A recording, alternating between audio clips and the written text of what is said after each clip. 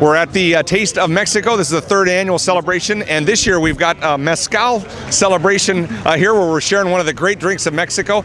I have Cecilia. You may know her as La Nina del Mezcal, but Cecilia, how did you get into doing mezcal? Well, just kind of a long story, but just to put it short, it was a trip that I took to Oaxaca about 4 or 5 years ago, and it was just, the first time I was there, and just taking in the culture, taking in the people, and the taste of mezcal. It was just, it occurred to me that people in Mexico were not appreciating it as they should. So I started going back to Oaxaca, started, learning about mezcal because it's very extensive, and then I started writing about it, and that's how the blog started, and people started calling me La Nina del Mezcal. What's great about mezcal? Oh, that's a good one. I think it's just the diversity.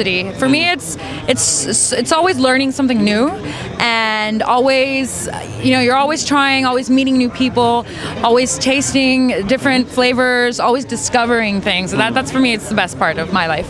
How is it being a woman in what's primarily a man's world? It's actually good. Sometimes in the beginning it was, you're not taken seriously, and people were kind of like, oh, what's she doing here, but then, you prove yourself, and I love this, so it has become my life, and I love it. I love being able to work with people and meeting people, and I think being a woman is kind of sometimes an advantage.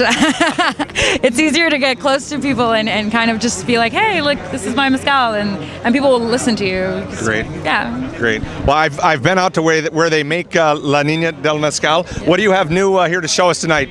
Well, today we're showcasing our new pechuga, and this is a triple distillation of the espadín.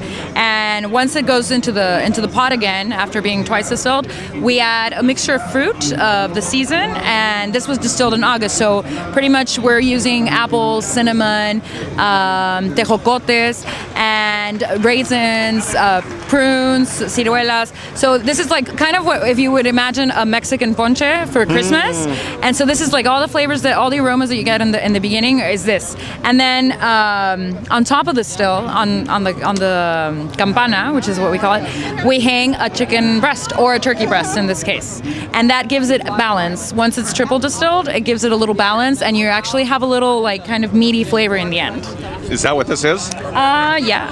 All right, we're gonna try a little bit here. I love this stuff. Gotta love mezcal. I'm Dave Miller with the Multicultural Cooking Network.